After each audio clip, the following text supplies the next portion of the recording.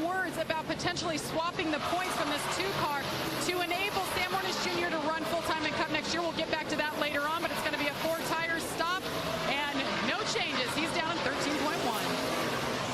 Thank you, Jamie. And now with these pit stops cycling, Steve Letarte can take a deep breath because his driver, Jeff Gordon, is back on the lead lap. Yeah, that's the cars he was looking to come down pit road. He can breathe a little bit, but now they've got to go in another cycle. And Jeff Gordon probably gained a lot of track position by that early pit stop, but he'll start losing some of that now as these guys have fresher tires. All the way up to 4th position. He was down as far as 40th after coming in, after staying out and to run to lead some laps, and then coming in and going a lap down.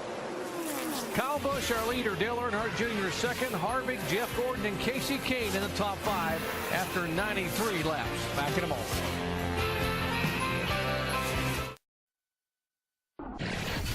I'm Stan Barrett, and this is the SportsCenter Minute powered by Vizio. 2 NFL records went down today in the same game when the Vikings took on the Chargers at the Metrodome. First, Antonio Cromartie of the Chargers set the NFL record for the longest play in history when he returned a missed field goal 109 yards for a touchdown, but it wasn't enough for San Diego because of Adrian Peterson. The Vikings rookie running back had 296 yards rushing to break the NFL single-game record. Vikings beat the Chargers 35-17.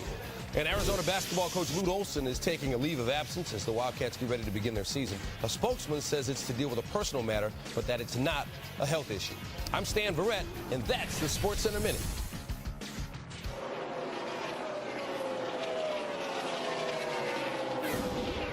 Kyle Busch hanging on to the lead here at Texas Motor Speedway. Lap 100 of 334. 234 laps to go along. Andy Petrie, Rusty Wallace. I'm Jerry Punch. Glad to have you with us. And Kyle just trying to hang on. He's made pit stops. That's Ricky Rudd back there behind him. Ricky making his final start in his illustrious 32-year career. His 904th career NASCAR Nextel Cup start. Ricky will call it quits when the 2000 season is over. Man, take a look at that 8 car right dead against the wall again. Andy, there's no room for error where he's running, but he is running fast where he's running. He's in second right now and picking up on the leader. I think there's a lot to be gained by running that high line, especially if you got the car set up for it. You can carry all that momentum. It is risky, but hey, man, he just wants to win a race. Well, I agree with you. Alan. You know, there's a lot of pressure on this race team to get a win before this season's out, Rusty, and it's pressure they're putting on themselves. Tony Gibson, the crew chief, told me this morning that you've heard Junior talk about it a lot, but he said, we really want to get him to victory lane before he leaves DEI. This team is all behind him. We all support him. We're sorry to see him go, but we really want to win one more time together. We're putting a lot of pressure on ourselves to make that happen. He said, I hope we don't put too much pressure on ourselves, and because, sometimes that pressure leads to mistakes. And Alan Dale Earnhardt Jr. has won at least one race in each of his first 7 seasons in NASCAR Nextel Cup. And, folks, he's got 3 chances to keep that streak alive. Whoa! And that was a close chance to keep the car going. Let me get my heart started again. Here as he hangs on as Bobby Labonte goes by. Well, what a job up high.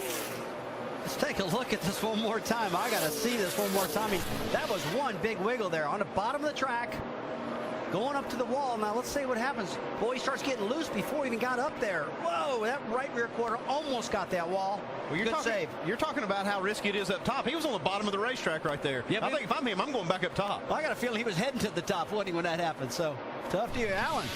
Well, that whole problem started because Junior's struggling with front-end grip in the center of turns 3 and 4. He said the car started off with the back end being a little out of control, but now it's the front-end grip in 3 and 4 that he's fighting, and that was probably that slide up off that corner that started him out of control toward that wall, and when things started to go a little crazy there a second ago, huh, Rusty? Well, he'll be aware how much room he's got right now and how his car's handling. You see, he's right to the bottom of the track again now.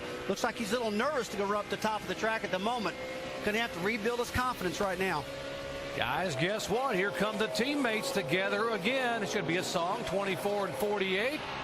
Hendrick Motorsports teammates, Jimmy Johnson now trying to go by Jeff Gordon. That would be for 7th position. And right now, Johnson is 18 points behind Gordon in the standings. There again, what you're seeing right here is the difference in their tires.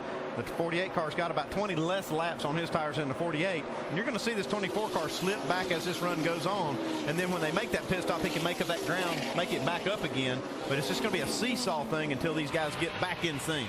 Well, I guarantee you, Jeff Gordon's thinking right now, I wish the caution flag would come out so we get these things back in sync. We can get some fresh tires. I mean, I'm pushing, but the back end ain't worth a darn. So he's talking about the front end pushing, the front end sliding, but the back of the cars is not holding on too good either. 24 car slipping and sliding a little bit. The 48 car setting sail now. He is gone or trying to move in, gone by the 29. To the corner better than it was, but the front end's still not far off of what it was before. As he goes by Kevin Harvick, let's check in Jimmy Johnson's pit with Jamie. And what a hustle back he's done. You know, they took those 4 tires early on and lost a lot of track position, but he's back up to 7th right now, and he's not real comfortable with the way the car is handling. Chad Kanowski on the radio and told Jimmy, try a little front brake if it'll help the car settle down a little.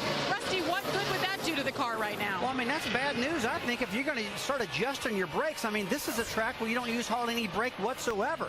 But obviously the guys are using more than they're used to, because as Andy Petrie showed, I mean, we're getting a lot of brake dust, Andy, on these cars right now. So these guys are really struggling with these brakes. Well, if you look at these lap times on the board, their fastest lap to their current laps, there's about 2 seconds difference in this fall off. And I think these guys just have to, as the run goes on, they have to slow the car down so much more that they're using a ton of brake.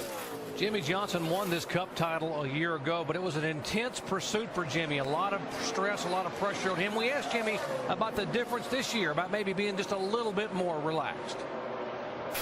The hunger and desire is there to be a champion again. My work ethic and commitment is still the same, but I'm not losing sleep at night. I'm well rested, I'm enjoying life, and I think I'm operating from a better place than the frustrated, pressure-packed situation I was in last year. So I feel I'm a better race car driver today, a more mature driver, and more of a threat for championships and race wins than I've ever been in my career. Man, with 8 victories, I guess he is sleeping good.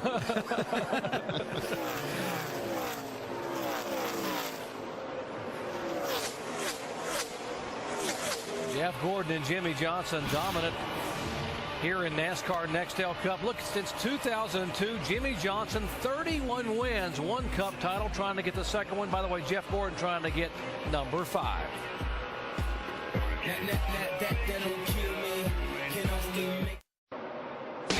ESPN's coverage of NASCAR Nextel Cup Series on ABC, brought to you by Chevy, an American Revolution. An absolutely beautiful day to go racing here at Texas Motor Speedway. A huge crowd on hand. They know the Dallas Cowboys don't play until tonight, so they've come out to watch the chase continue for the Nextel Cup. And what a game of cat and mouse we've had unfolding here today. Jeff Gordon and Jimmy Johnson 9 points apart. Remember Chad Knaus last week in Atlanta? Remember that late pit stop, 2 tires, and Jimmy was able to take the lead and win again. Today it was Jeff Gordon and Steve Letarte. They strategized early. They went out. They grabbed the clean air. But lately, as you watch these two, Jimmy Johnson seems to have the better car of the two. He seems to be able to pull up on Jeff whenever he wants to. We'll see how this unfolds the rest of the afternoon. Remember, they just want to stay within striking position. Then the last 50, 60 laps, they'll go for the W here at Texas. Back on top, we go to the dock. Thank you, Brett. Take a look at these 2 crew chiefs. Now, Chad Knaus is like he is trouble on the front straightaway. The 18 car of Yaley is spinning down in the grass, and that will definitely bring out caution number 5 on the afternoon. And this is just what Jeff Gordon wanted, because he was losing about a half a second to teammate Jimmy Johnson. Johnson was flying. Kurt Busch was really flying. And now this is going to put everybody back together on the same fuel strategy, the same tire strategy. And Andy, that's probably pretty comforting for Jeff Gordon. And Steve Letarte. Steve Letarte sitting there going, whoo, I'm glad to see that caution. Yeah, we were watching Steve and Chad Knaus talk as Brent was surmising everything that was happening here, and you see how stoic and how focused Chad Knaus was. He was hardly blinking an eye. And whereas Steve Letarte was sort of turning around, talking to people and mouthing different comments to different people in the box, different personalities. Now let's show you what happened here to bring out the caution number 5 on the afternoon. Here comes the 18 car of Yaley. And boy, that is just a classic case of getting loose. He tried to chase it, overcorrected, but he did the right thing by just getting the wheel to the left and spinning it out and not hitting the wall. So good job out of J.J. Yaley under a bad circumstance. JJ wanting to have a good run here. His sponsor, Interstate Batteries, is a Dallas-based company, longtime sponsor in NASCAR for Joe Gibbs. They won a championship with Bobby Labonte. Here's the Chevy pace car that right in front of Kyle Busch, the leader's car. It's Busch, Earnhardt Jr., Kurt Busch, Hamlin, Truex, and Jimmy Johnson. Those are the top 6 right now. We're going to lift the hood up and look at everything in the front. Bobby, keep us posted on the pace car. Boys. Carl Edwards had stopped on the racetrack. He was actually behind the leader when the caution came out, so he stopped to get back in his position. Looks like he might have stayed in the throttle a little bit, trying to get past the 5 car, hopefully get back in the lead lap there, and NASCAR said no way. Well, he's actually 2 laps down. He was trying to save one of those laps. He's got to be feeling pretty good, though. At least he's got a championship under his belt right now. Not going the way he wants it now, but it did yesterday when he wrapped up that series title. Alan Gustafson, there's Chad Knaus, crew chief for Johnson, Steve Letarte for Gordon. Here they come, and we'll cover it in the pits. Dave Burns. Leader pitting, car too tight. Jason Jones, rear tire carrier, will make an adjustment, track bar adjustment to try to loosen up that race car. They will take on 4 tires. Alan.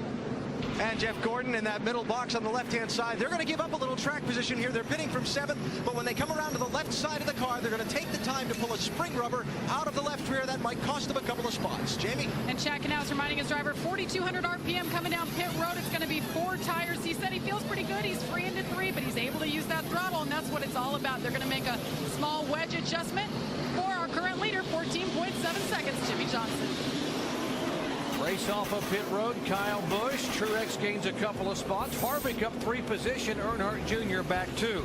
Under caution for the 5th time. Back with the restart in a moment.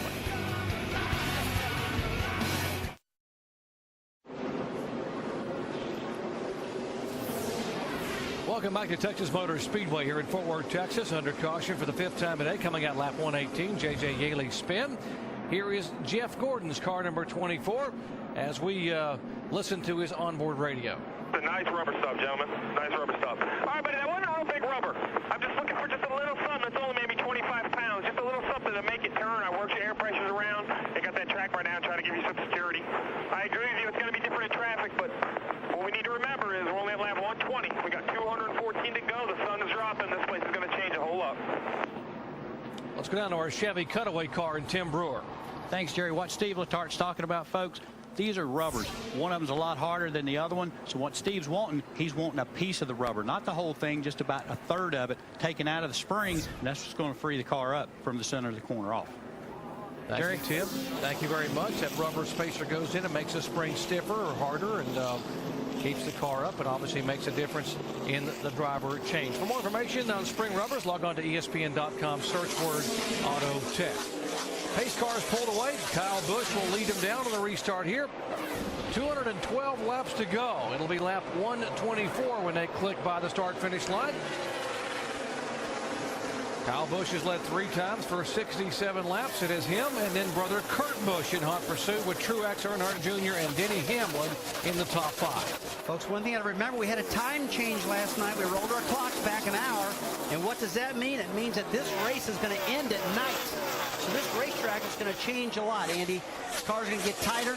And as a crew chief, they're probably going to work on them a lot. That's why we heard Steve Letarte talking to Jeff Gordon to remind him of that fact, that it is going to get dark and it's going to get a lot different. But now what I like is we got all these cars on the same tires. We can actually see who's got the best race car. Does this track change gradually? We're seeing shadows begin to move across the racetrack as you watch this battle here, or will it change abruptly when it gets dark and just gets cool? Well, it's going to go through a few phases. Let's call it that. You know, the 1 and 2 is in the shade now, and that'll transition over the racetrack. And I say it'll go through about 2 more phases before the end of the race. And this racetrack always gets tight. Every single race we've ever seen, the guys start losing their front ends, but never have we ever ended here at night that I can remember in a long, long time. And boy, that track really changes then. Here's 6th, 7th, and 8th looking back from Kevin Harvick's onboard camera in 6th spot. Jimmy Johnson in 7th, and here is Harvick trying to move in behind the 43 car, Bobby Labonte. He's being shown a lap down in 26th position. And right now, the 48 car of Jimmy Johnson would be 6 points back of the 24 car. in terms of because a 24 of Gordon is back in 9th spot. I think of changing track conditions, and I think of the 48 car Jimmy Johnson of Charlotte, North Carolina. That track is very, very sensitive to changes, and this team has been one of the best teams at adjusting to those track conditions.